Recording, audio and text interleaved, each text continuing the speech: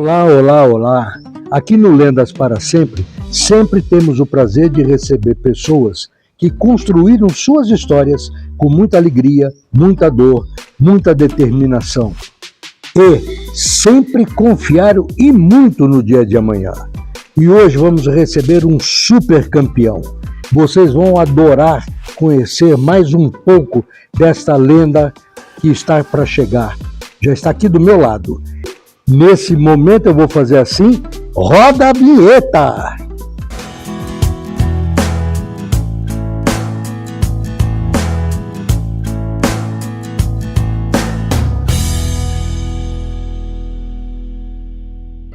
Fernando, muito obrigado por estar aqui.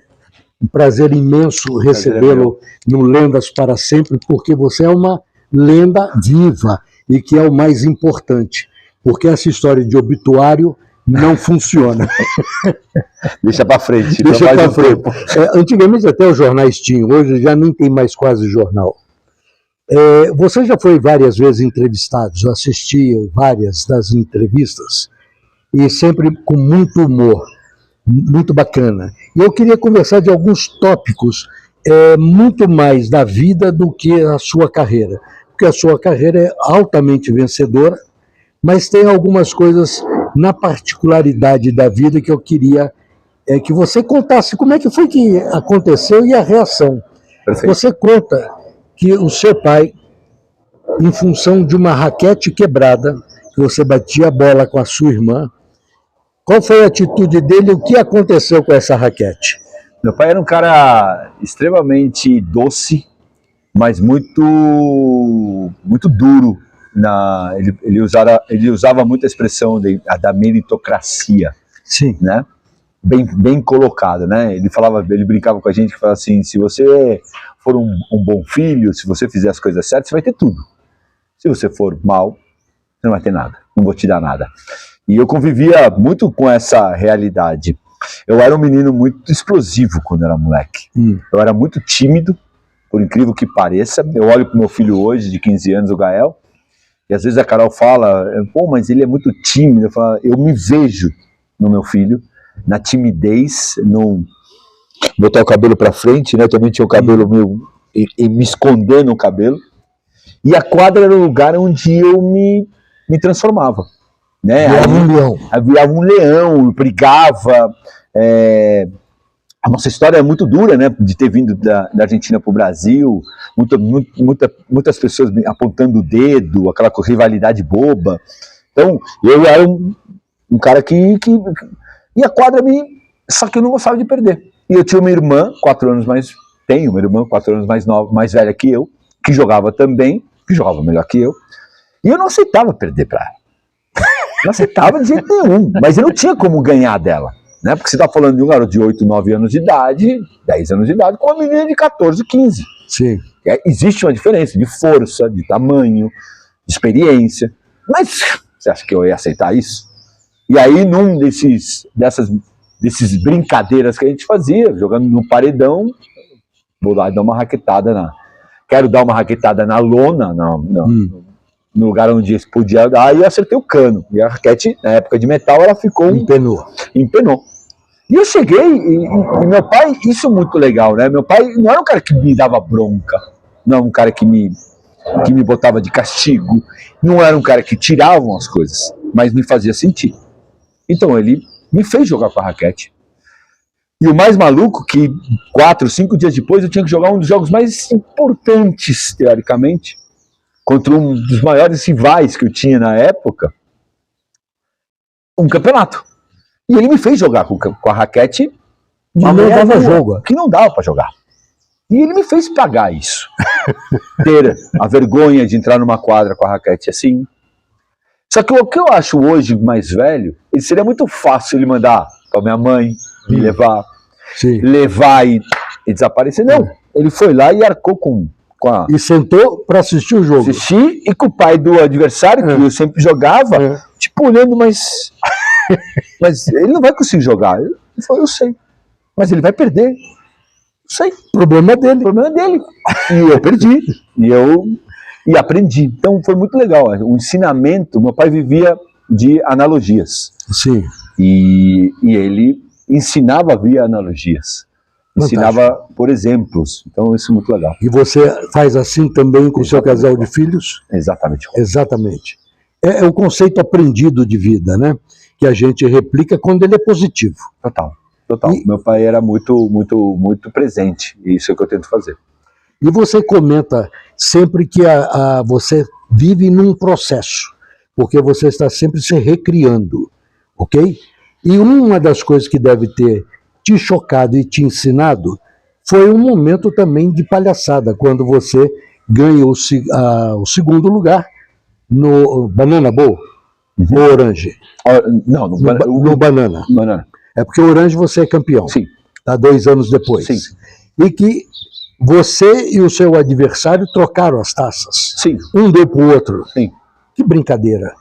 Porque na verdade era uma rebeldia, né? Porque não deram o prêmio pra gente, né? E aí entra muito do lado que meu pai e minha mãe me ensinaram, que a gente não pode pedir pro outro o que a gente quer que aconteça. A gente tem que se adaptar a isso. E que normalmente as coisas não vão ser fáceis. Meu pai me preparou para uma vida muito difícil. E não teve medo. Meu pai era meio que chamado de louco, assim, dentro dos amigos pais da mesma idade. Porque meu pai entendia que a vida era muito mais dura do que realmente a gente gostaria que ela fosse. E que toda hora você ia ter desafios. Quando ele traz a gente para o Brasil, eu acho que ele percebeu a responsabilidade dele. Tudo muito bonito na hora que você bota no papel. Sim. Só que você trazer um garoto de 4 anos, uma menina de 8 anos, como foi no nosso caso, na ditadura, nos momentos duros que ele viveu lá, ele estava tirando a gente, nossos avós, nossos tios, nossos amigos da escola, para trazer para um país onde a gente não conhecia ninguém, não falava o idioma, e a gente não queria estar. Sim. Então, toda hora ele botava isso. Então, os desafios eram, quando acontecia, ele falava, já sabe que vai ser difícil. E ali, naquele dia, a gente chega num torneio aqui em São Paulo, eu, entre aspas, local, sim, e não vão entregar os prêmios, deixam em cima da mesa. Muito ridículo. Aliás... Muito mostrando, 2 argentinos. Sim, e você não é argentino. De coração, de nascimento, sim. Sim. Mas você fez uma opção que eu acho fantástico, e você coloca que você é muito mais brasileiro do que a maioria. Porque o que você defende, o nome desse país, Brasil, e pelo mundo afora, é algo louvável desde 17, 18 anos. Por opção, por escolha, né? E enquanto alguns ficam criticando, você enaltecendo. Eu acho isso fantástico, essa sua postura. Eu acho que é muito fácil a gente criticar. Eu acho que a gente tem que criticar. Só que a gente tem que construir. Com certeza. Eu acho que a primeira coisa que você tem que fazer tem uma propaganda, muitos anos atrás, eu vi uma propaganda que ela me identificou muito. Que eram 2 brasileiros e 2 argentinos conversando num bar. Os argentinos estavam falando muito mal do país dele. Não pode ser, aquela coisa de não acredito, blá, blá, blá. E os brasileiros escutando. E os brasileiros chegam para os argentinos e falam, concordo, a Argentina tá uma merda, não sei o quê. E nessa hora o cara fala, não fala mal da Argentina. Como falando, a gente tem que criticar o que está errado, mas a gente tem que amar nosso país. Com certeza. E muito. Isso eu acho maravilhoso. É óbvio que a gente está com momentos ruins, que a gente não gosta disso, que a gente não gosta daquilo. Então você acha que o país está maravilhoso? Não, não está. Só que a gente vai entregar? Não, não pode. Tem que continuar construindo. É a mesma coisa que teu filho vai e faz um monte de besteira. Você vai entregar o teu filho? Você vai largar ele? Não, ou você vai o tempo inteiro, eu vou ensinar, eu vou ajudar, você não abandona. E isso mostra, tenho certeza, importante aqui para frente, que todo mundo conheça a história de Fernando Meligeni, ok? E você coloca com muita propriedade, e isso eu quero que você mostre para quem está nos vendo, como é que é lidar com o medo, com a insegurança, que às vezes você já colocou isso, te travou em alguns jogos.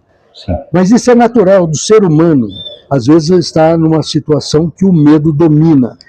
Mas como fazer mais de 500 jogos entre amador e profissional, ganhar tanto quanto você ganhou, mas mesmo assim, sabendo que aquilo era um jogo, às vezes a insegurança bate, o medo bate. Como lidar com isso nesses momentos apertados? Você sabe que é uma coisa que eu estudo muito sobre isso, né? Por que eu às vezes me pergunto, mas por que eu consegui furar aquela bolha difícil né, que todo mundo tenta, todo mundo quer viver do esporte, ser um cara que jogou bem. Eu sei muito bem o meu tamanho, né? Nem mais nem menos. Para mim é super tranquilo. Me permite? O seu tamanho é imenso, porque durante 10 anos consecutivos você esteve entre os 100.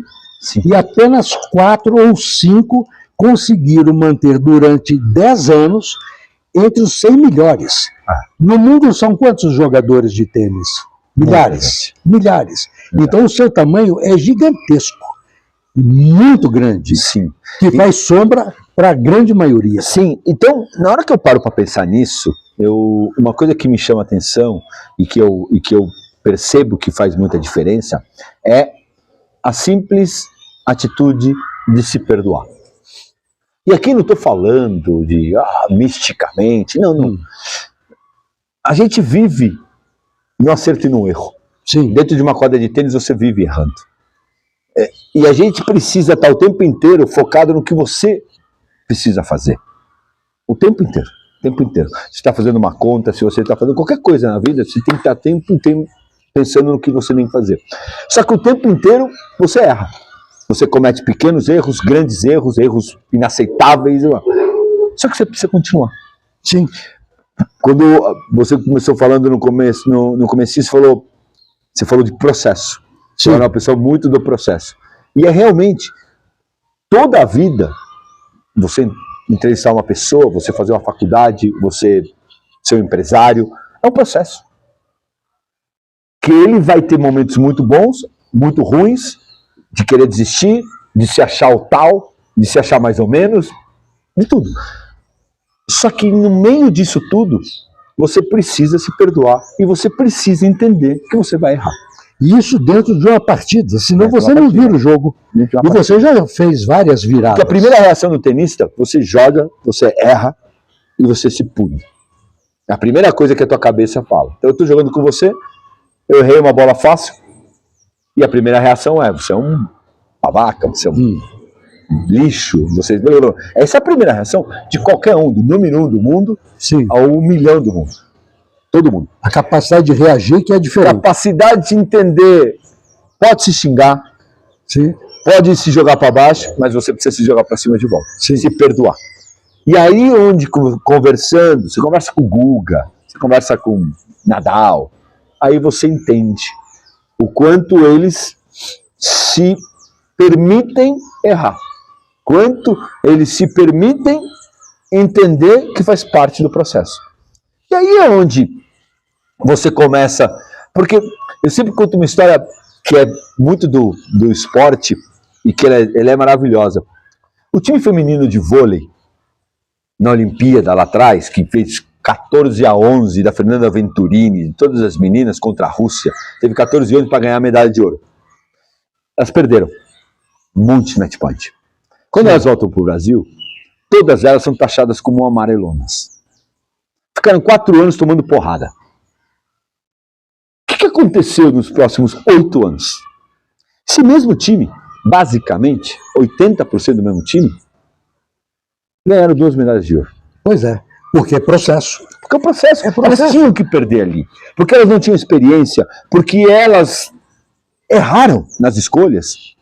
Só que a gente não pode rotular, porque todo mundo começa errando. Sim, e eu vi uma entrevista sua um dia desse, falando sobre a Bia Haddad, que ela também se cobra muito, e ela diz, eu me perco no jogo, eu tomo 2 pontos, e aí eu não reajo à altura, mas vai aprendendo, porque lidar com os demônios é o que é o difícil, principalmente os nossos, porque os dos outros a gente dá uma raquetada e pronto. Sim, é muito difícil, aí tem muita dificuldade. 91 é uma marca bacana, é o seu primeiro... Tem em cima do Cássio Mota. Sim. Que torneio que foi? Foi um Guarujá. Guarujá. Guarujá. Eu era molecão ainda, o Cássio era um grandíssimo jogador. Na verdade, foi o começo do profissional. Foi o primeiro jogo onde eu começo a entender. Porque aquela coisa, você é juvenil, você joga bem, todo mundo fala que você é bom. Campeão. Você é bom. Você Melhor do mundo, você é juvenil. bom, você é bom, eu sou bom. Mas quando você vai começar a acreditar que você é bom? Né? Você é bom, você pode ir lá.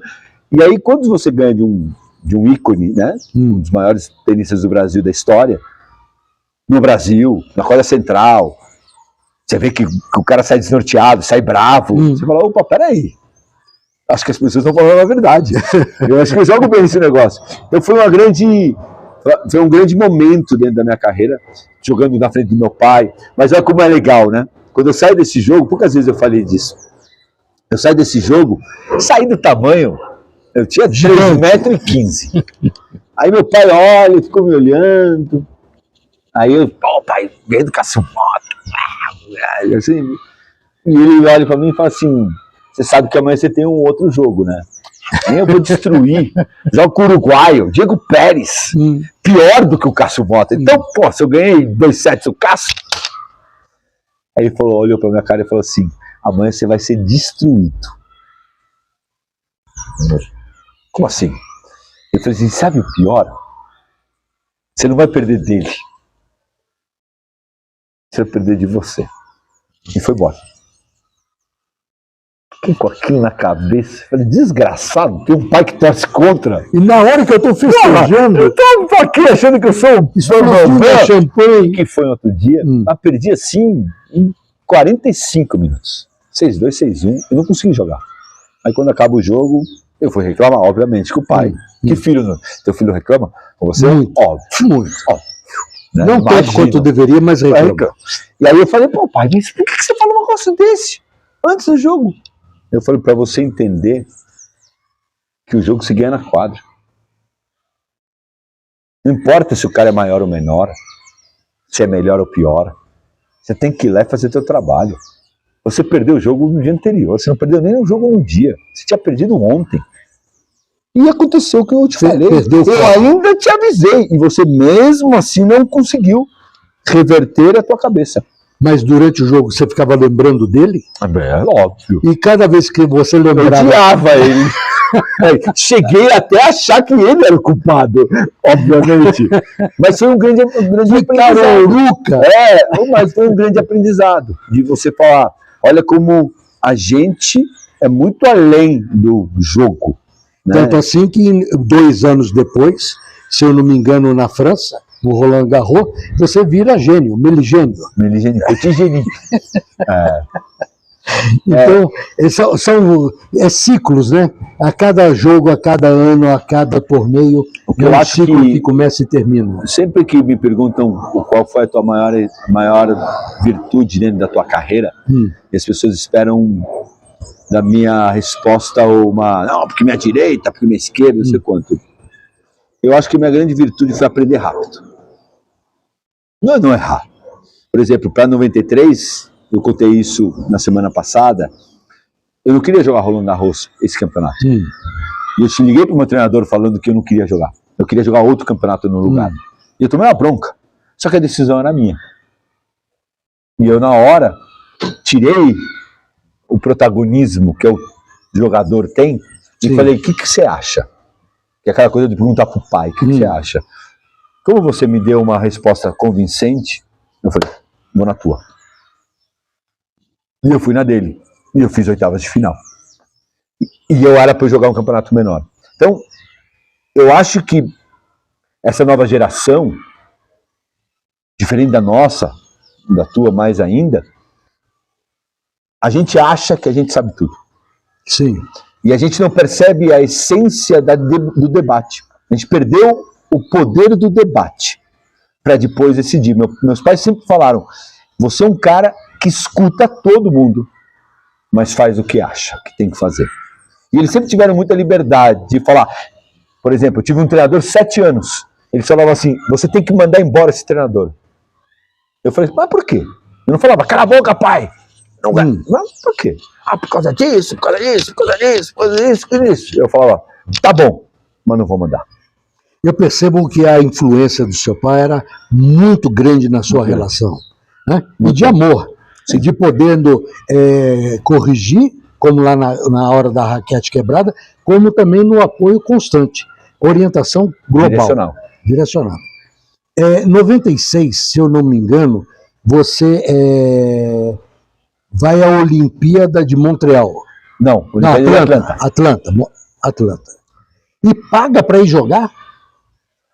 Aí a gente entra naquela briga homérica que eu tive com o Kobe. Com o Kobe e com o Brasil. Sim. Eu acho que... Isso, me permita de novo, isso é que é gostar de um país. Você pagar para jogar para ele. Minha mãe fala sempre disso. Eu falei, com tudo que você apanhou desse país, você é um defensor ferrenho das cores do Brasil. Eu aprendi também que o Brasil não é feito das pessoas. O Brasil é muito maior. O país, o esporte, o jornalismo, ele é muito maior. O Boechat, infelizmente, morreu. Sim. O Cid Moreira, infelizmente, agora, se foi agora. Por isso que eu estou conversando com você. Não quero conversar. Não. Só que o jornalismo continua. Sim. A gente teve tenistas maravilhosos que morreram também. Sim. E o tênis continua. A gente vai embora e o Brasil vai continuar. Eu só quero colocar para quem está nos vendo que ele não está falando de pessoas como um todo, são pessoas localizadas naquele momento dentro do COB. Sim, então quando eu brigo, quando eu decido, porque quando o Nussmann fala que eu não vou para a Olimpíada por uma questão dele, e até hoje não sei, nem quero saber, não pararia para conversar sobre isso com ele,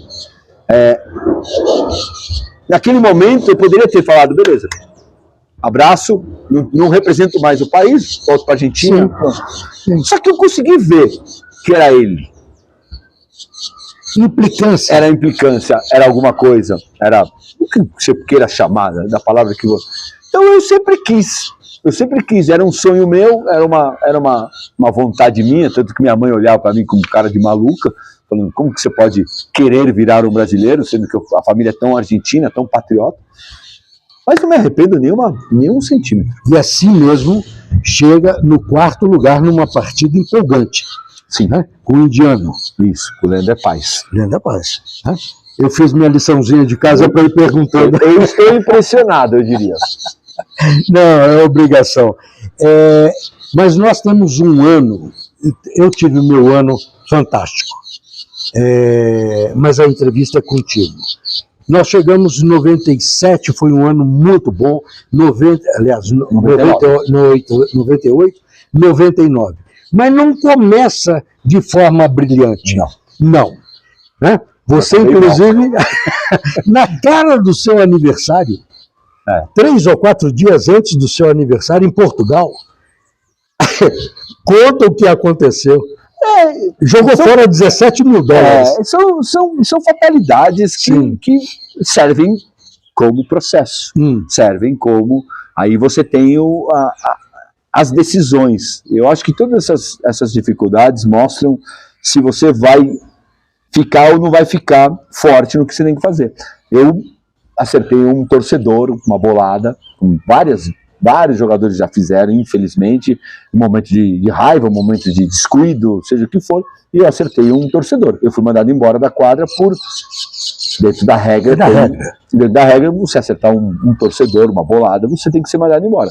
O momento em que você acerta, você já sabia o que ia acontecer? Sim. Sim.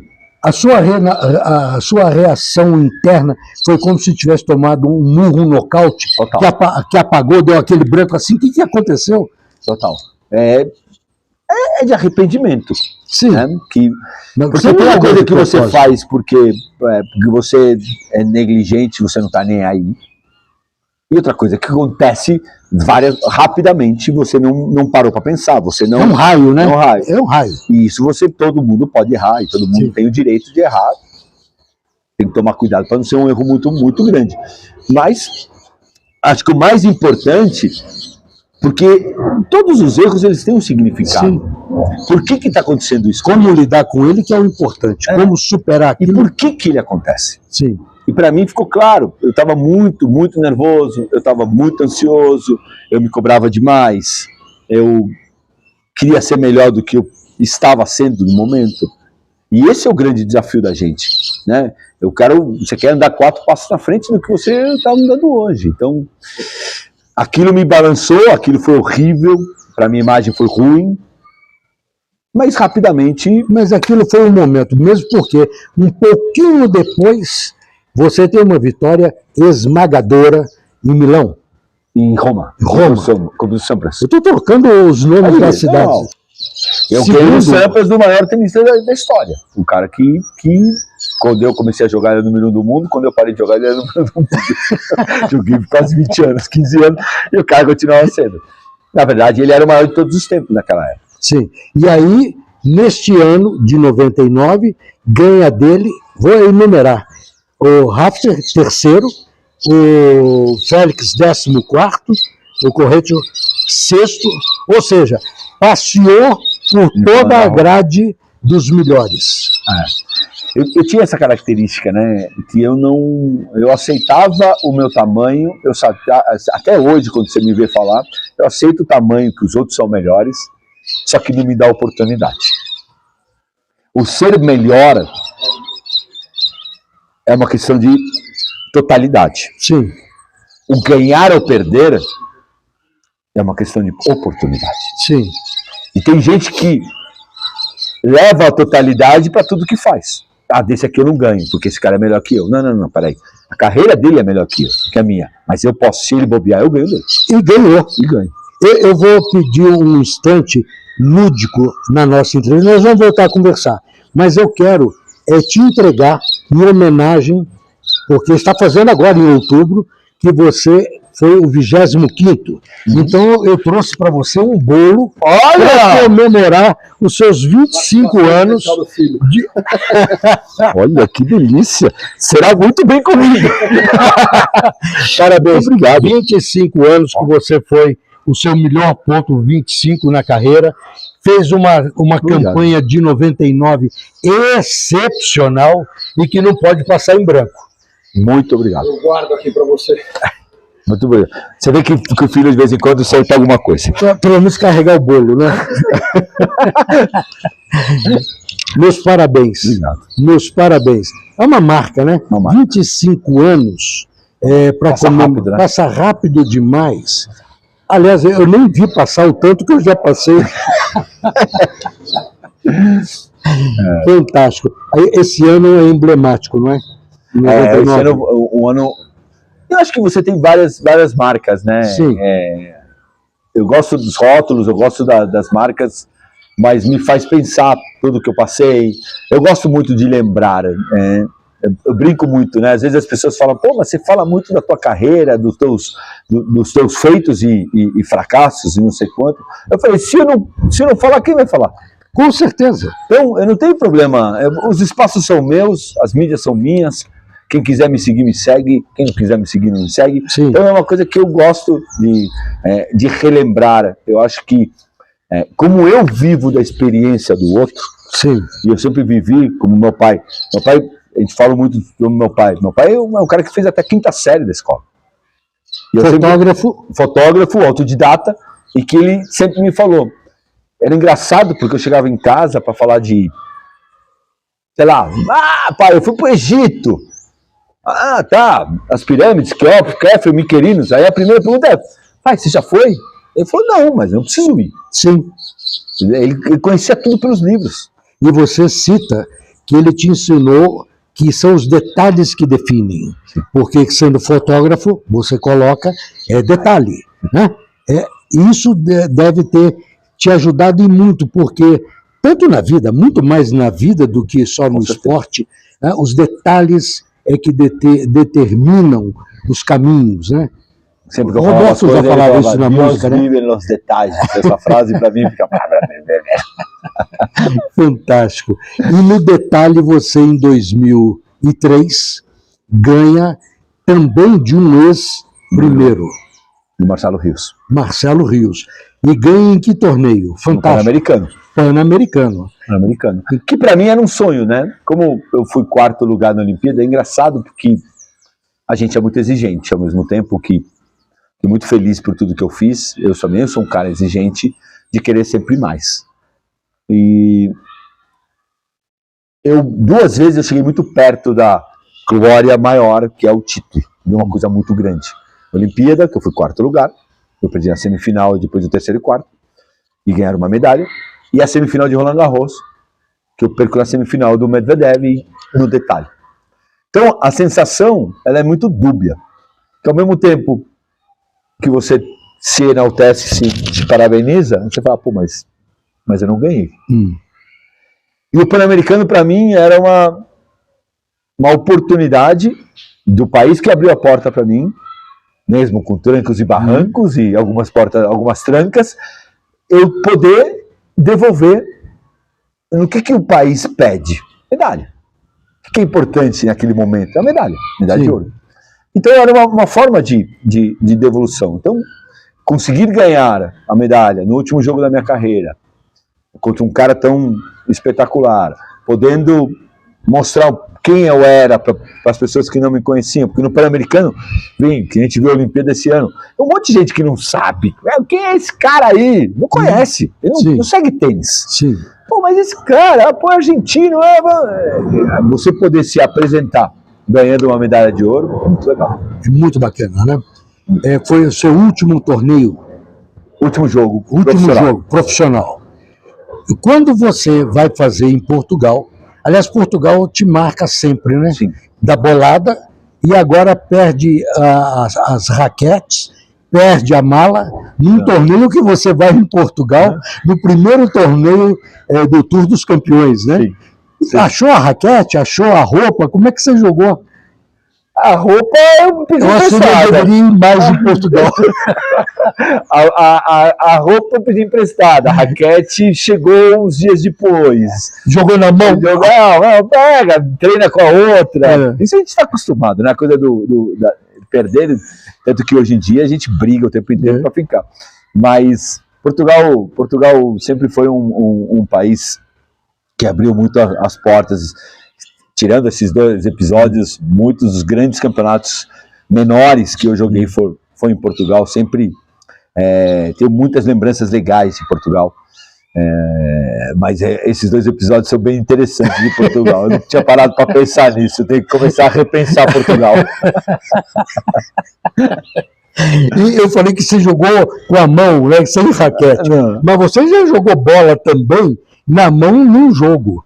No peito de alguém, né? Eu era tinhoso dentro da quadra. Eu vou brincar com você vai falar de tinhoso, porque eu vou aproveitar a palavra. Há um cineasta que na década de 70 faz um filme, ele era considerado um dos melhores em filmes um pouco mais de pegada, o Sam Peckinpah. E ele tem um filme que eu uso quando eu quero me referir a alguém que eu não gosto. Então eu queria que se você desse a medalha Sam Peckinpah para um dos 3. Você tem o Nusman, né, que você vai cumprimentar e dar para ele também o que você sentia. O Gaudenzi, que é presidente, uma raquetada e uma bolada no peito. E para o Coreia, que o Wimbledon, você atravessa a quadra, vai lá e chuta a raquete dele. Raquete e a aguinha dele. A aguinha dele. Então o nome do filme é Meu ódio será tua herança. Assista esse Bang Bang, é fantástico. Meu ódio será tua herança. É uma medalha que a gente dá para quem a gente não gosta. Dos 3, quem levaria a medalha de ouro? Eu daria as 3 medalhas para um só, pro Nusman. Porque eu acho que os outros 2, você tá dentro de um jogo. Sim. Você tá ali, eu tô com você, tentando de qualquer jeito ganhar de você. Sim. E ali só um sai ganhador. Que é do jogo. Aí você pode exagerar. E o máximo que você faz, depois é pedir desculpa. Sim. Porque, na verdade, o máximo que você foi desrespeitoso naquele momento, pô, eu joguei a bolada, eu pedi desculpa pro Caldense, o Coria não pediu desculpa pra mim, a gente nunca parou pra conversar muito sobre isso, mas se eu cruzar o Coria amanhã aqui, eu vou dar um abraço, e aí, como que você tá tudo certo. Mas o Gaudense, se você disse que ele você quiser que dar uma credencial pra você, ele não vai dar. Ele não gosta muito de mim. Agora, a coisa do Nussmann, a coisa do político, o que me deixa muito triste é o abuso de poder. Sim. Porque um político, ele tem a caneta na mão, que ele pode falar você sim, você não. E ele pode usar disso porque eu não gosto. E, na verdade, quando a gente está num cargo desse, a gente não pode olhar quem eu não gosto, você tem que fazer o certo. Então, e não foram uma, duas, três vezes. Várias, né? Foram várias que ele fez comigo. Então, ele ganharia, ele seria o protagonista, ele seria o coadjuvante, ele seria o diretor, ele seria o produtor. Então isso é a medalha máxima. No ódio será tua herança, vai para ele e nas 10 categorias. Assim, mas você tem que perdoar. Desculpa, a quem você tem que perdoar? Perdoar é divino, mas a raiva é muito boa. Deus vai ter que perdoar pessoas que me fazem mal. Fantástico. Você fala também que quando você foi num jogo, acho que da tua sobrinha, você teve uma dificuldade de ingresso. Sim. Sim. Eu quero falar não da dificuldade do ingresso, mas um outro assunto referente a isso. É quando a gente se torna invisível, que parece que a gente não está naquele lugar, que não é percebido, não é visto. Como é ser invisível, sendo tanta visibilidade que você tem? É triste. A única coisa que eu posso falar é triste, porque você se sente descartável. E acho que uma das coisas mais tristes que você pode sentir é se descartável. Para mim, me dói mais, porque eu aprendi em casa que você não pode...